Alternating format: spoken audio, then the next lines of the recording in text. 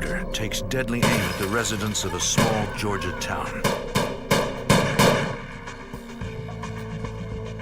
Police and the FBI begin a desperate search to find the killer. They struggle to make sense of the evidence as the body count climbs, all in an attempt to stop this murderer before he puts his next victim in his sights. It's a quiet city with a population of 40,000. East Point averages 6 to 8 homicides a year.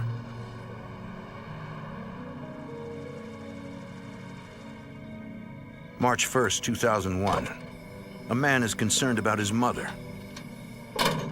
He arrives at her house to see if she's okay. He normally speaks to his mother by phone every day, but this day she did not answer his calls. Then he sees signs of foul play that lead to his mother's car. Mom! He makes a horrific discovery.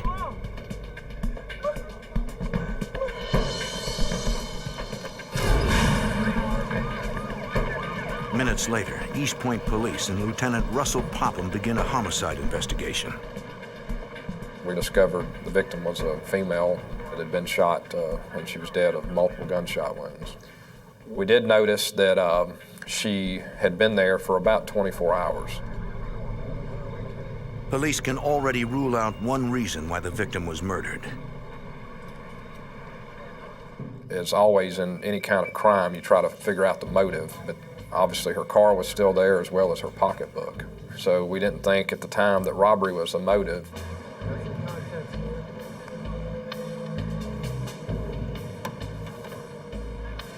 Detectives identify the victim as Pamela Clark.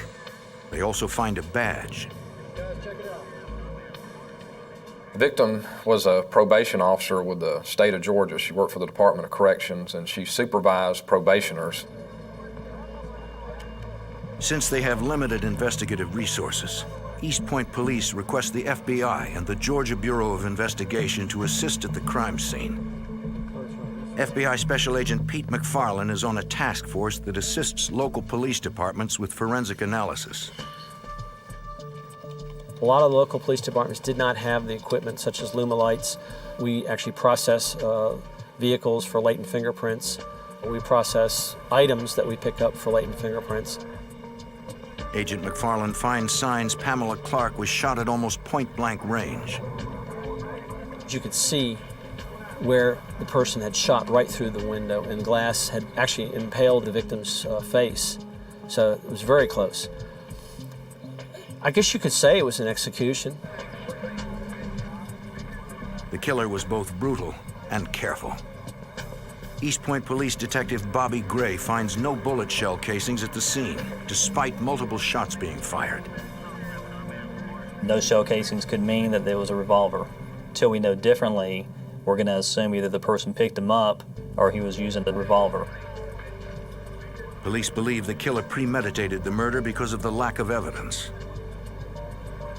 There was no fingerprints left at the scene. It was a very sterile scene. Detectives want to know who would want Pamela Clark dead.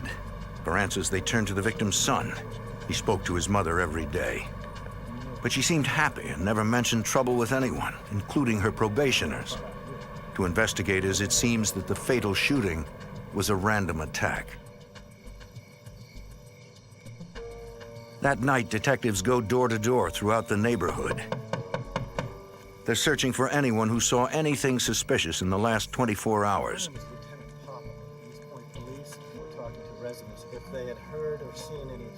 They find only one witness. He was in the shadow, though, and, The previous night, she heard noises that could have been gunshots. Then she saw someone calmly walking away. What time of night was it? around 8? The witness said she saw a black male about 6 foot tall. She's looking at a distance from about 40 yards, so she can only tell that he had a low haircut, and he was about 6 foot tall, of average build. There was not much light. That's all she could come up with. If you got to tell me anything or if something pops into your mind, just give us a call. Unfortunately, the witness is unsure she'd recognize the man if she saw him again. There are 3 bullet wounds. The medical examiner confirms several findings investigators made at the crime scene. Down at the ribcage. Pamela Clark was murdered 24 hours before her body was discovered. Came in from this direction. I'm going to remove that bullet. The medical examiner identifies 4 bullet wounds, 3 to the left side of the torso and 1 near the right armpit area. The tight grouping of the 3 wounds is consistent with police theories that the killer shot the victim at close range. Police get their first clues about the murder weapon when the medical examiner removes 3 .40 caliber bullets from the body. Although 3 bullets are recovered, the victim had 4 gunshot wounds.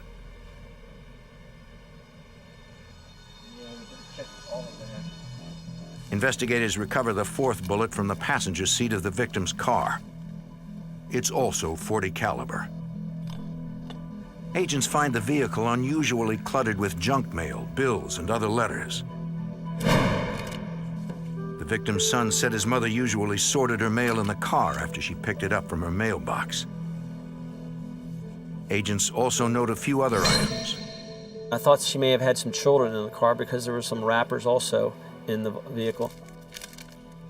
Based on the evidence recovered from the car, the autopsy, and witness interviews, detectives put together a murder scenario that paints a picture of a ruthless, calculating assailant.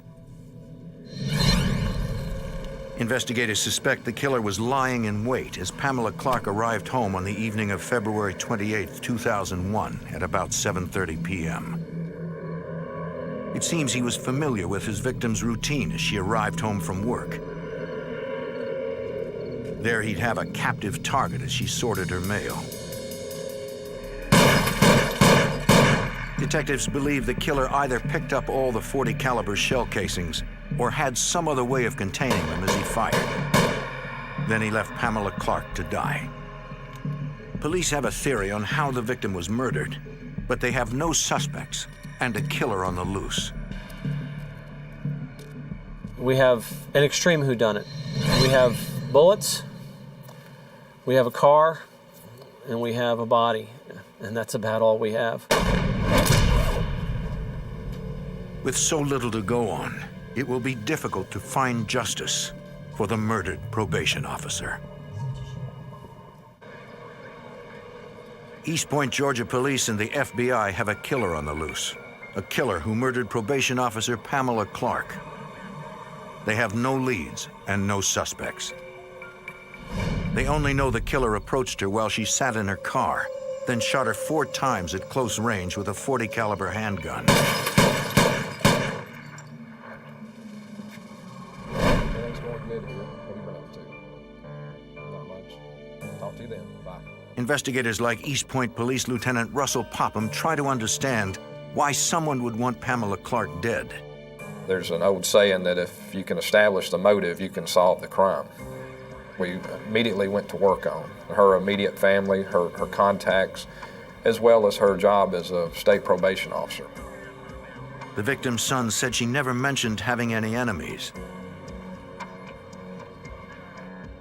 Detectives focus on the victim's job as a probation officer, where she worked with dangerous criminals on a daily basis. The probation officer has the power to send a violent criminal back to jail.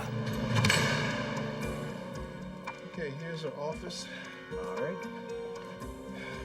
Just look around, and if you need me. Police search the victim's office to examine her case files. She had a typical caseload of anywhere from 70 to 100 probationers.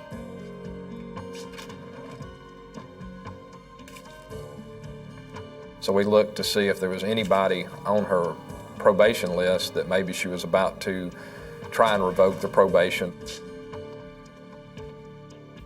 This took about 15 days to go through the list. Detectives question each of Pamela Clark's probationers to find out where they were on the night she was killed. Yeah. Deborah, I'd like to talk to you. About, You familiar with Miss Clark? She's your probation officer. yes, You know what happened to her? no, Most of them are saddened to hear of her murder. murdered. Yes. Where were you the night she was murdered? She's like a mom to me and everything. I mean, What we found in interviewing her probationers is that she was a well-liked person, a very fair person, almost a mother figure. We heard that from several people that had committed some violent crimes, and they actually liked her as a probation officer. Don't go out of town. I'm not leaving town. Well, I'm gonna be back and talk with you some more, okay? All right, no problem. But as police scour hundreds of case files, they discover a probationer who had both a motive to kill Officer Clark and the opportunity to study her habits. We were able to find one person that she was potentially going to revoke her or ask for his probation to be revoked because he had failed a drug test. And this person actually lived in her neighborhood. The probationer's name is Thomas Moulton. Detectives put a mugshot of Moulton into a photo lineup. They show it to the witness who saw a man walking away from the crime scene on the night of the murder. The witness identifies Thomas Moulton as the man she saw. With the positive ID, it seems investigators may have an open and shut case. March 15th, 2001. 2 weeks after Pamela Clark was gunned down. Police have an arrest and search warrant for Moulton. Your hands. What's wrong? What did I do? What's wrong? Tell me what's going on, man. You're under arrest for parole violation.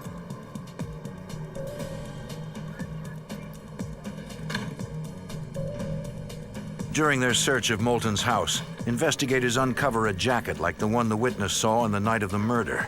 This looks like the jacket. Yeah, sure does, doesn't it? That's it.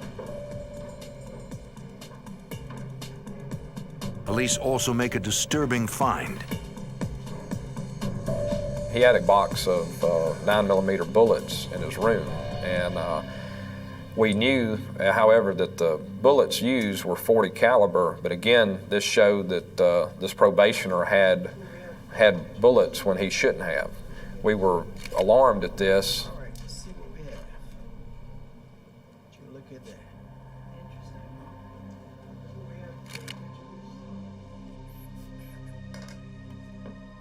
We still had a lot of work to do to prove or disprove that this person did it. Thomas Moulton submits to a polygraph test and agrees to be questioned without a lawyer present. Did you kill Pamela Clark? No. Under questioning, Moulton denies any involvement in Pamela Clark's murder. No. He claims to have respected her, even though her probation report would send him back to prison. Did you have anything to do with Officer Clark's murder? No. I wouldn't hurt her. I liked her. She was good to me. He explains that the bullets found in his apartment were for a Smith & Wesson 9mm pistol. The weapon was stolen 6 months earlier. Did you ever use the path in Officer Clark's backyard? Yes, but everybody used that path. When investigators press Moulton for an alibi, he claims he can't remember where he was on the night of Pamela Clark's murder. The night of February 28, 2001? No. Have you been truthful in all your responses during this interview?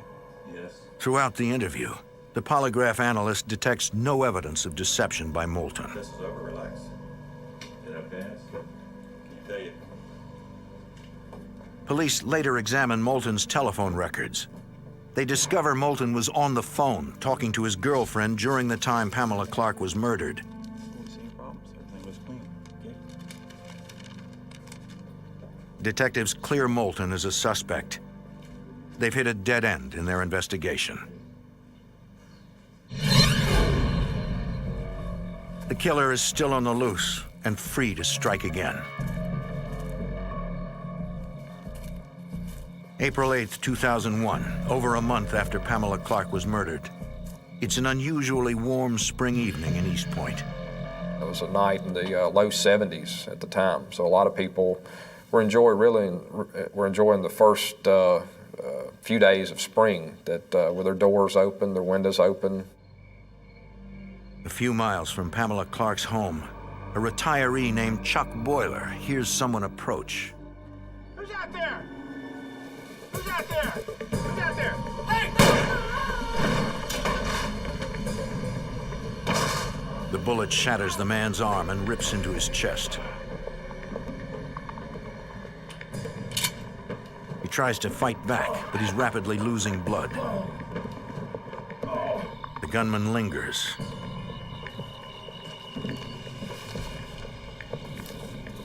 Then disappears into the night.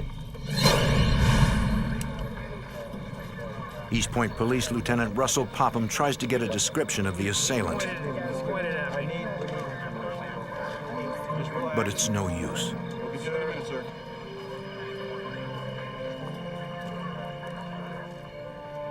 He couldn't tell if it was a man or a woman, the race of the person or anything.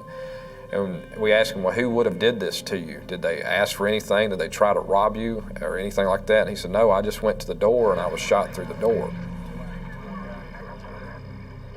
Detectives find evidence confirming the victim was shot at almost point-blank range. We could actually see the gunpowder residue around the screen, so we knew, again, this was up close and personal. And so it appeared that he was targeted. Police recover a shell casing. Detective, we got a shell casing over here. Yeah, 40 caliber. It's .40 caliber. Then detectives find an unusual clue deliberately left behind by the shooter. It's an ominous note that reads, "I was locked up for 6 weeks. Someone must pay." The reverse side of the note is signed in yellow highlighter. The gunman calls himself Jack. As East Point police try to make sense of the note, they have no idea that more violence is being unleashed just a few miles away.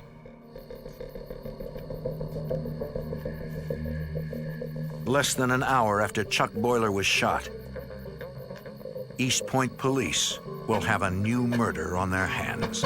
Hey! Hey! You mind here? In the spring of 2001, police in East Point, Georgia are investigating the murder of probation officer Pamela Clark.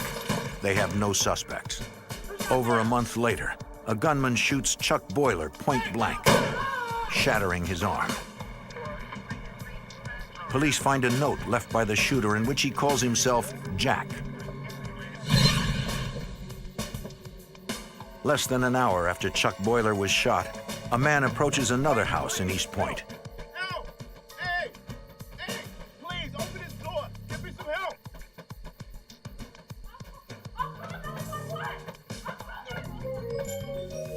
The man isn't a shooter, he's a victim.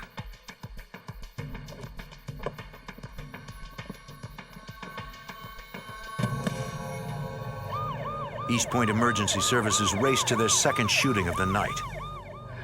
Police learn the victim's name is Andrew Wilson, a janitor at a local hospital. In a few hours, Wilson will die from gunshot wounds to his back. Police need to know what happened.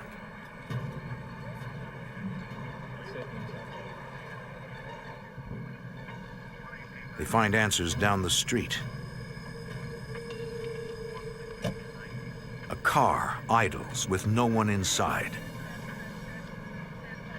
Police run the registration and learn the vehicle belongs to the victim. Investigators find bullet holes in the vehicle that indicate Wilson was shot in his car as he pulled up to the intersection. The fatal bullet likely passed through the driver's side rear window, through the back of the driver's side seat, and into the victim's back.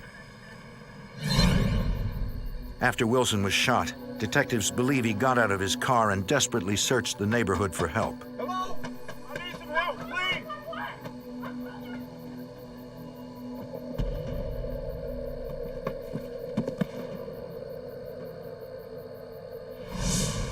Police recover 5 shell casings from the scene. They're all .40 caliber. Just like the casing recovered an hour earlier in front of Chuck Boiler's house. But the fact that .40 caliber weapons were used in both crimes does not necessarily link the two shootings. The primary murder weapon that's used around here is a 9mm, and as the .40 caliber's gotten more popular, we see a lot of .40 caliber crime scenes. Then police find undeniable evidence the two shootings are related. The city of East Point has a serial shooter on the loose. He calls himself Jack. I just need to ask you some questions, okay? East Point police canvass the neighborhood for witnesses. Okay, yeah, They find a woman who saw a black male loitering in the area before the shooting. She saw that this man standing there, and he was pacing back and forth. And she watched him for 10 or 15 minutes, and she said, "This is not right." The witness phoned police to report the man. Yes, I was wondering if you could send out a patrol car to 5th and Brown. Yes, well, there's a man out here. I've never seen in my neighborhood. It's pretty scary, and... Okay, thank you. When she went back to the window, she saw a car approach the intersection.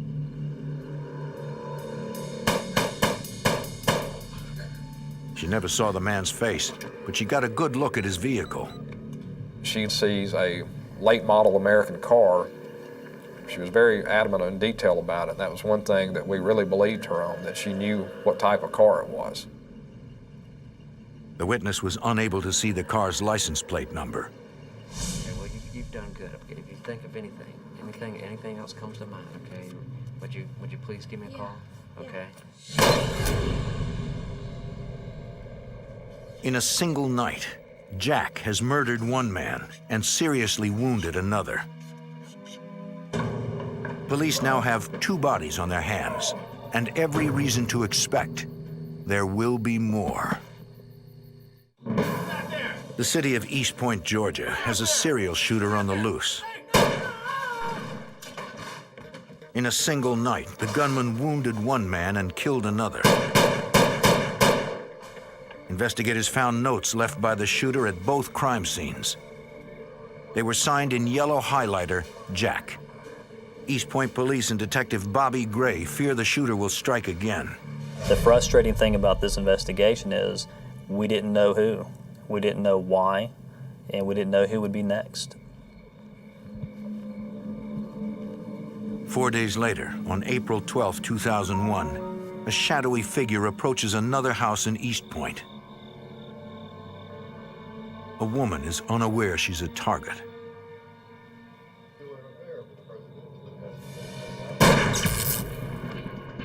She doesn't hear the shot. The TV is her only clue something is wrong. Then she spots a bullet hole and calls 911. Okay, we'll get somebody out there. Thank you. East Point police respond to the latest shooting.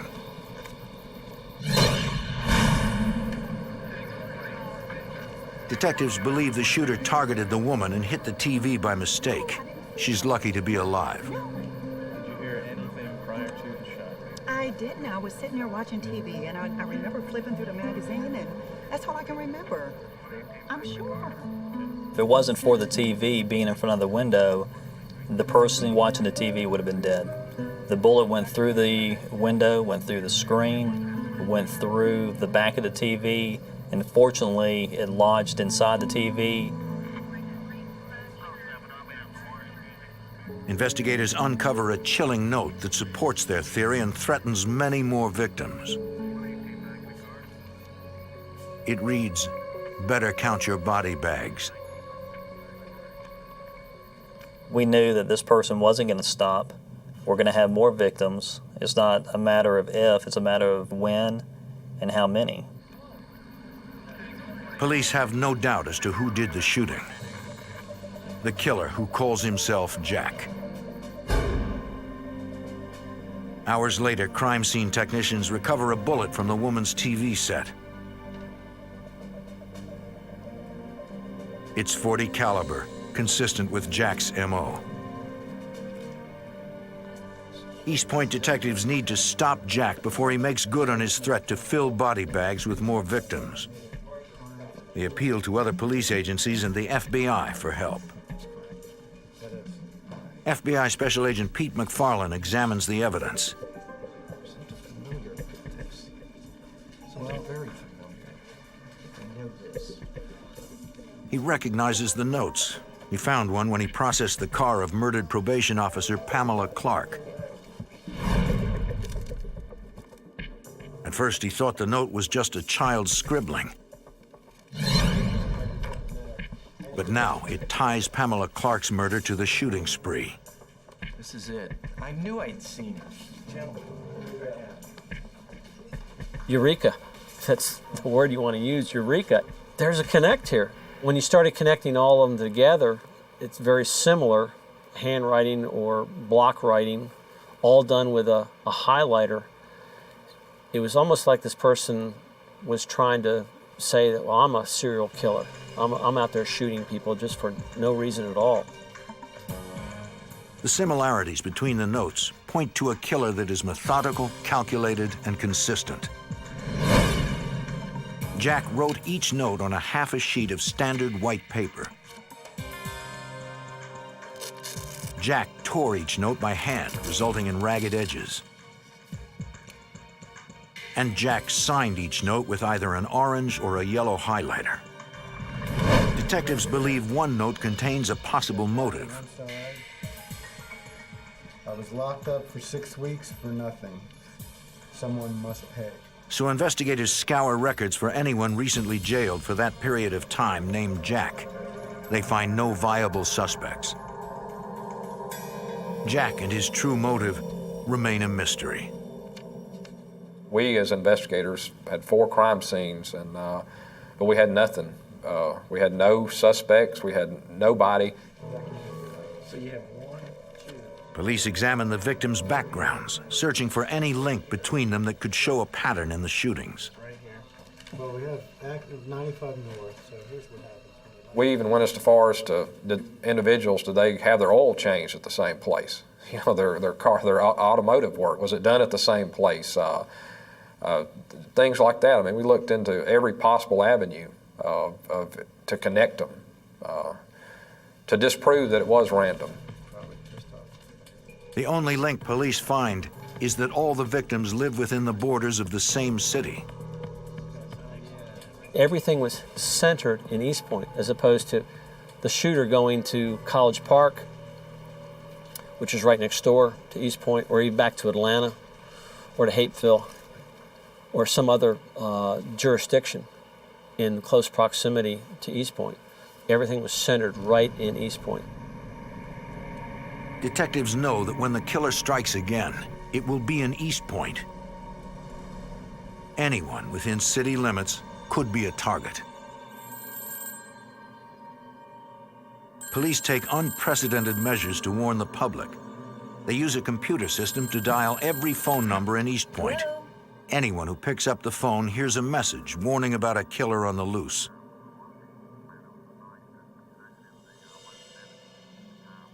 The taped message tells the public to call police if they see anything even slightly suspicious.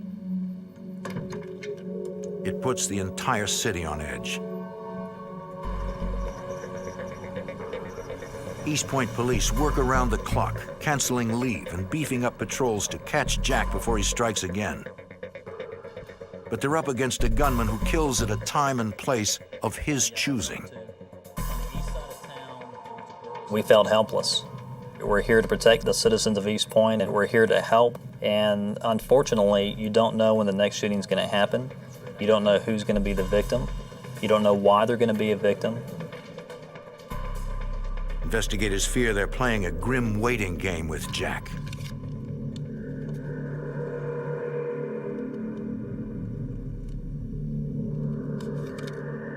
I can remember a veteran FBI agent that had worked on some serial murder cases, serial rapist cases, and he said, I'll never forget this, he said, you're probably just going to have to sit back and wait for another one to happen. And that's not really what you want to hear.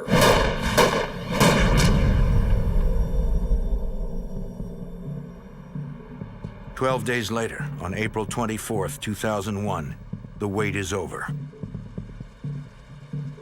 At 1:30 a.m., Rosa Lewis pulls up to her East Point apartment.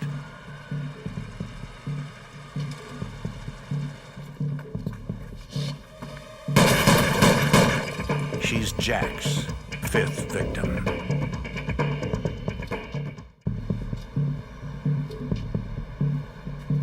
East Point, Georgia, April 24th, 2001 at 1:30 a.m. Rosa Lewis has been shot in her car as she pulled up to her apartment. She's the latest victim in a series of random shootings that have left 2 people dead.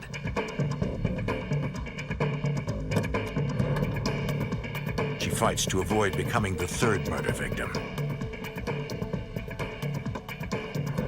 Despite 4 bullets that have ripped into the left side of her torso.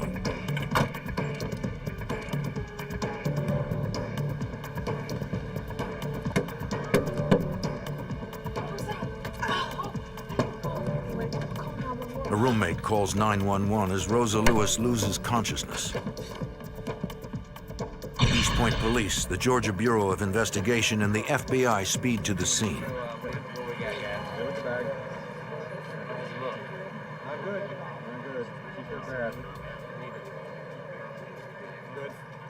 East Point Police Lieutenant Russell Popham can't get any answers from the victim. Not now, maybe never.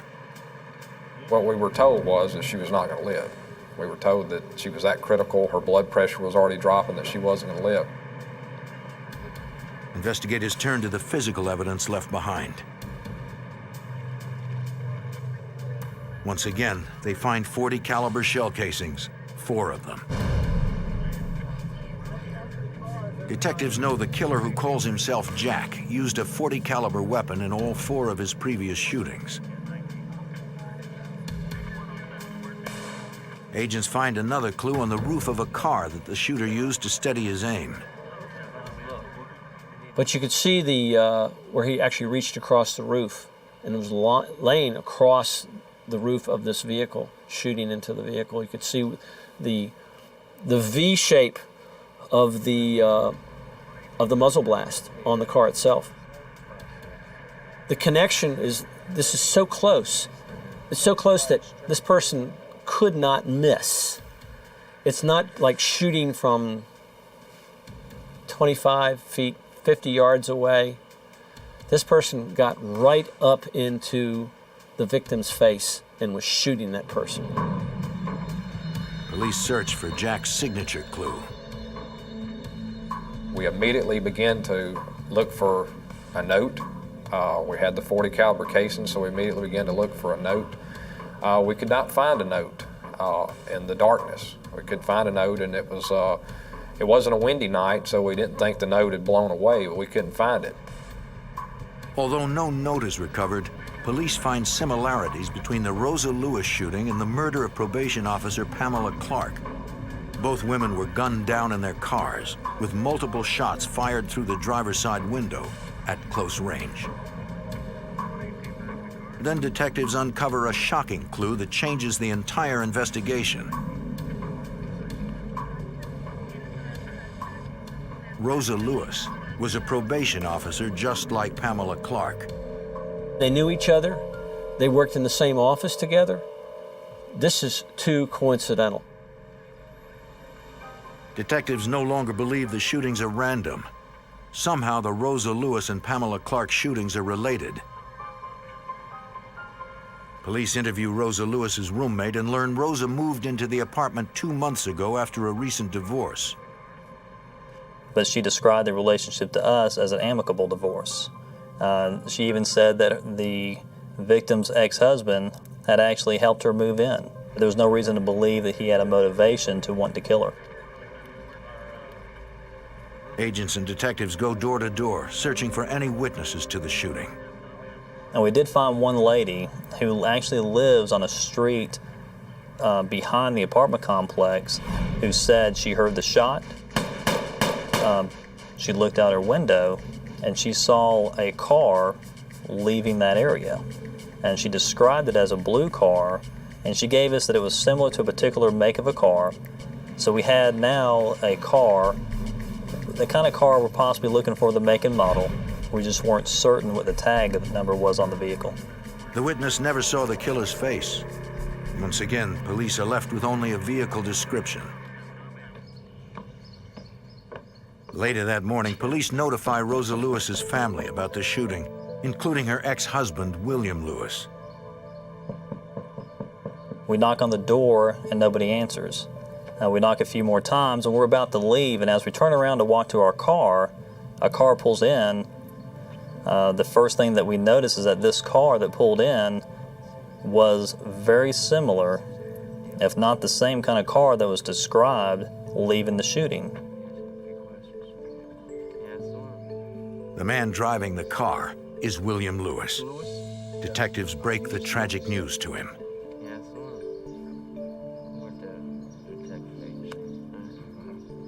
She's Butch ex-wife.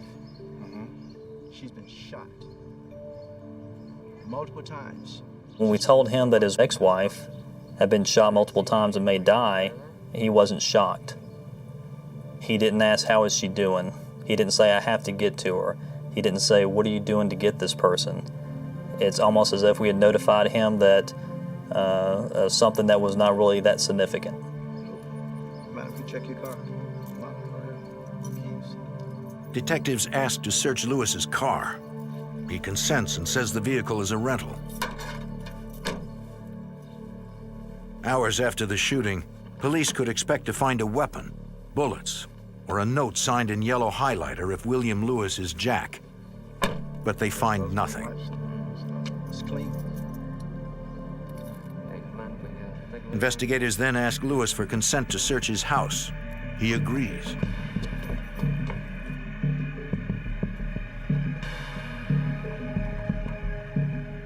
The living room is clean, but it's only one of many rooms. Mr. Lewis, is that your bedroom back there? Yeah. Mind if I take a look? In the bedroom, police find items that would be common in any home office. But in this case, they have a chilling significance. As I was standing in the bedroom, I looked over at his dresser, and on his dresser were several highlight markers. It was the same colors of the notes that we had had before.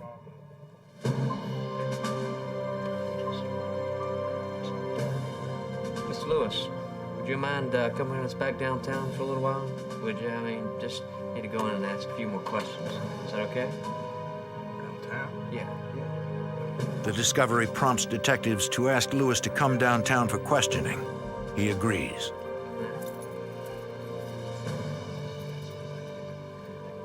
I think he wanted to be as cooperative as he could. He wanted to convince us that he was not the person. Police have no way of knowing if they just put Jack in their car or if it's another dead end. Probation officer Rosa Lewis lies in a coma after being shot 4 times in the chest. Police believe she's the 5th victim of a serial shooter who calls himself Jack. Detectives find circumstantial evidence that points to the victim's ex-husband, William Lewis. But they still have no idea why he went by the name Jack or what prompted his shooting spree. While Lewis is transported to the police station for questioning, other investigators are dispatched to the probation office where his ex-wife, Rosa Lewis, worked. They search her desk for clues. It's the same office in which the first victim of the shooting spree, Pamela Clark, worked. The women were close friends. Investigators find evidence that Rosa Lewis feared for her life. Weeks before she was shot, she wrote a letter and placed it in her desk. It said if anything happened to her, it was her ex-husband who was responsible.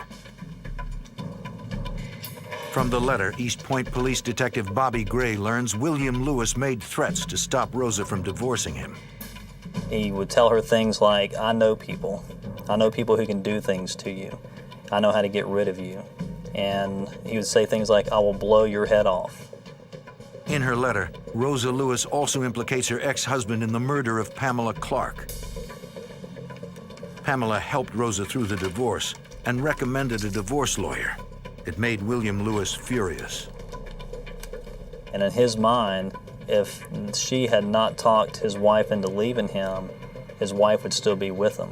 He was so mad at her that that was going to be the first person that he would lash out at. Pamela was murdered the night before Rosa left her husband for good. During questioning, detectives confront William Lewis with the note found in Rosa's desk. My ex-husband has been acting extremely irrational. Many people have cautioned me to be careful. And we actually read the letter to him in the interview and asked him about these threats that he was making. And he told us that those are just empty. So those are empty threats. Those are empty threats. There's nothing to that. They're empty. That's all empty threats. That's it. Threats. Yeah. Empty threat. Empty enough for her to write a letter to an attorney. It's just words. That's all it was, man. You ever grabbed your wife? No. You ever hit her? No. You ever beat on her? No. They ask William Lewis more about his relationship with his wife. They learn the couple's wedding anniversary is April 8th, the same day Chuck Boiler was shot and Andrew Wilson was murdered. What we've theorized is he had probably sitting at home all day on Sunday. It was his wedding anniversary. He wanted his wife, and we think he became angry and just went out and shot 2 random victims. Can you explain these to us? Detectives review Lewis's credit card records and learn he rented a car on April 8th. No big deal. On the same day that the murder took place, the same car that was seen at the murder scene. Tell me about that. That's a coincidence. The car matches the description of the vehicle a witness saw leaving the Andrew Wilson murder scene. According to him, he liked to rent a lot of cars. We link him to 2 cars that he rented, and the 2 cars that he rented were both seen leaving shootings. And that was very important. She didn't see me. During the grueling 3-hour interrogation, Lewis remains deceptive and evasive in his answers. He makes up stories about probationers who wanted to kill his ex-wife. Investigators see through the smokescreen. Mr. Lewis, you have the right to remain silent and not make any statement at all. It was about 5 o'clock that day that we placed him under arrest for shooting his wife. The right to terminate the interview. Do you understand me, right? I love my wife, okay? But Rosa Lewis was only one of 5 people targeted by the shooter known as Jack. If William Lewis is Jack, police still have to prove it. We had to connect him back to these other incidents. We had a lot of circumstantial evidence, but we didn't feel at that time we had nowhere near enough to convict him. The good news is we got one survivor. She's recovering. FBI Special Agent Pete McFarland believes one way to link Lewis to the other shootings is through shell casings and bullets. No shell casing here. That was the first. Victim 2, 1 we found. The lab said all the bullets from the previous crime scenes came from the same weapon. The bullets that shot Miss Lewis came from the same weapon. That was. Would it match? It does match. So obviously. East Point Police Lieutenant Russell Popham knows locating the murder weapon will prove their case. We're lucky we have one survivor to help us with. To this day, we have never found the firearm. We executed 8 search warrants looking for this firearm, and we have never found the firearm. It keeps coming up. There's got to be something. The highlighters. Police seized the highlighters found in William Lewis's bedroom. He wrote these. He left these on every crime scene. He's trying to tell us something. It leads us to the markers he used. What about the highlighters? They're just everyday ordinary highlighter. I found them in Lewis's bedroom. It's just a common color, so it might not have anything to work with. Right. But they are a popular brand. Even if the ink matches the notes the shooter left behind, a jury could still have reasonable doubts. Wait a second. Wait 1 second here. Now look at this one. The notes themselves might, however, contain forensic evidence. Note, it's all the same, all the tears. Crime scene technicians dust the notes for fingerprints and find only unreadable smudges. They find some of the smudges along the torn edges were not made by fingers, but by human lips. We believe what happened was that this person had licked the piece of paper and tore it off, moistened the paper, basically, and left his lip prints. With the paper moistened, it would be easier for the shooter to tear it along the fold. The shooter avoided leaving his fingerprints on the notes, but technicians find traces of saliva that contains DNA. Investigators compare DNA taken from the notes with a sample taken from William Lewis. The DNA matches. William Lewis is Jack. Even though we didn't have a murder weapon from him, we had his DNA. His saliva is on these notes, and they're at 3 of the scenes. Serious. Yes, especially look at this. Perfect match. Excellent. William Charles Lewis is indicted on 26 counts in connection with the East Point shooting spree. The district attorney plans to seek the death penalty.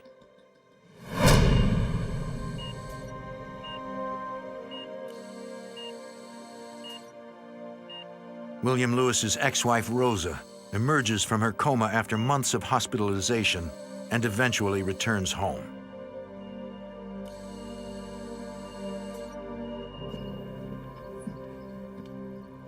In September 2001, 5 months after Rosa Lewis was nearly murdered, police respond to her home once again. Oh, I'm better. I hope you're feeling a lot better. Now, you got this today? Yes, I did. Miss Lewis called me, said, I just got a letter. It's here. I haven't opened it. I want you to come down here and get it. And I went down there to where she was living and picked up the letter and read it. Basically an apology to his wife. From the letter, detectives learn the bizarre motives behind the shooting spree. He knew that if he killed the first victim, which was his wife's friends, it would bring a lot of hurt to his wife. The second victim, the third victim, and the fourth victims were, they were just to throw the police off. The letter closes all 5 cases and seals William Lewis's fate. Not only did we have his DNA at the scene, which was enough to convict him, but now we had a confession as to why he did it, and the reason and why he did it. With his confession written, William Lewis pleads guilty to all counts. He's sentenced to life in prison plus 191 years with no possibility of parole. We all discussed that at one time. If he had not been caught, would he have gone on and continued shooting people just to lead us away from the whole purpose is to kill his wife? You know, throw us off track. I suspect he probably would have gone on if he didn't get caught. Only William Lewis knows how many more random victims he would have killed to cover his tracks. The combined efforts of the East Point Police, the Georgia Bureau of Investigation, and the FBI made sure he'd never get the chance to kill again.